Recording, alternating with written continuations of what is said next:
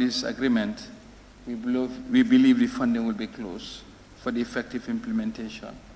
And we have just concluded from our last trip to the annual meeting of IDB, the last outstanding financing close.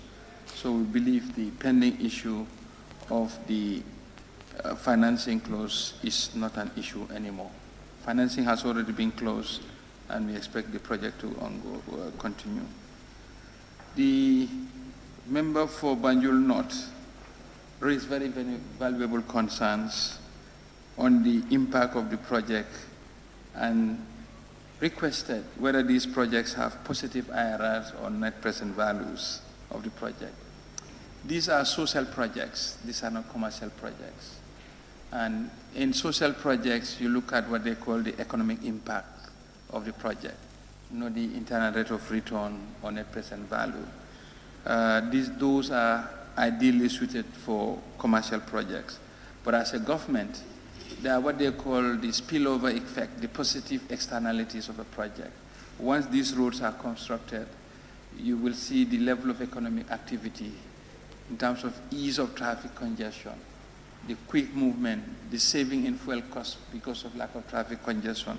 All of these are calculated to arrive at an economic impact return, into economic rate of return, not the IRR or NPV. Debt ceiling legislation, yes, but we are not yet there. Debt ceiling is a trouble for even the US. We remember how sometimes their government was going to be closed down because they busted the debt ceiling. But notwithstanding, we don't need to get to a debt ceiling. There is what they call debt sustainability assessment that is periodically conducted by the government in collaboration with the partners to ensure that we have the capacity to service any debt contracted. That is why any debt that the government is going in for must meet the concessionality requirement. Whether the member for Kiang West, whether the funds will be put to good use, of course. It's morally imperative that government will not take money and not put it to good use. By default, I'm sure you all trust us.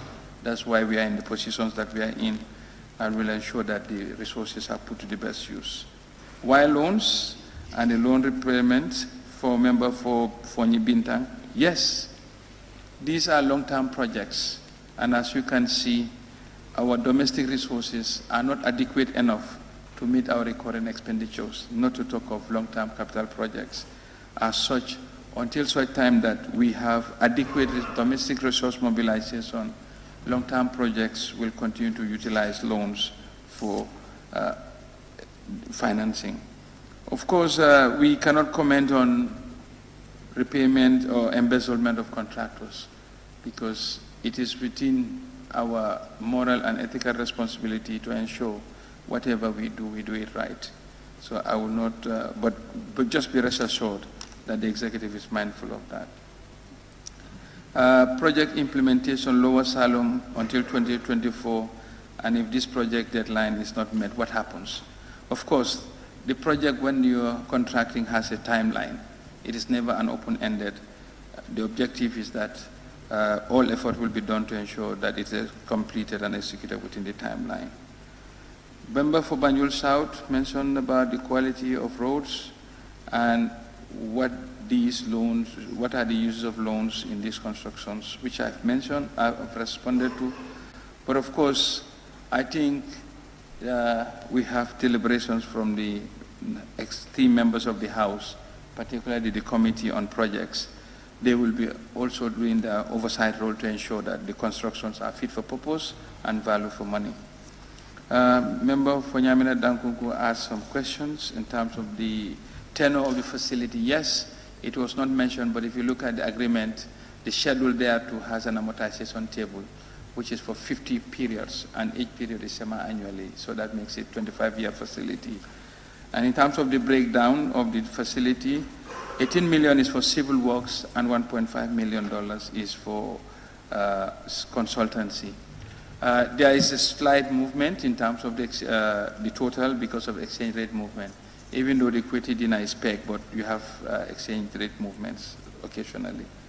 So without much ado, thank you very much. This is the points I took note of, And I hope I have satisfied in clarifying your points. Thank you. Thank you, Honorable Minister, for ably responding to issues raised by honorable members.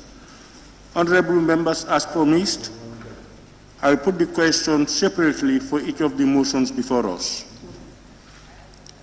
I now put the question: be it resolved that this Honorable Assembly do ratify the loan agreement between the Republic of the Gambia and Kuwaiti Fund for Arab Economic Development for the widening of Batin Hardin Highway road project amounting to 6 million Kuwaiti dinars, equivalent to 19.8 million US dollars.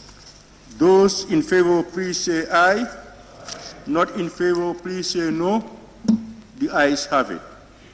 I now move on to the next loan agreement. Let me put the question. Be resolved that this Honorable Assembly do ratify the loan agreement between the Republic of the Gambia and the Islamic Development Bank regarding the development of the University of the Gambia Phase 2 project amounting to US $7 million. Those in favor, please say aye. Those not in favor, please say no. The ayes have it. On this note, the two loan agreements have been ratified. Honorable members, as we come close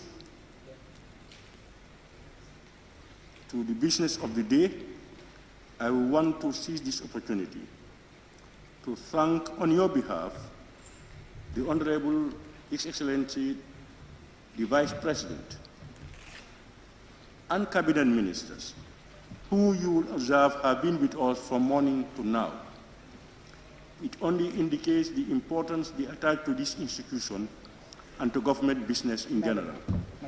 Your Excellency, the Vice President and the Cabinet Ministers, we are very grateful and we thank you very much. To you, the Honorable Minister of Finance and your technical team, we are grateful that you led us. Finance Minister.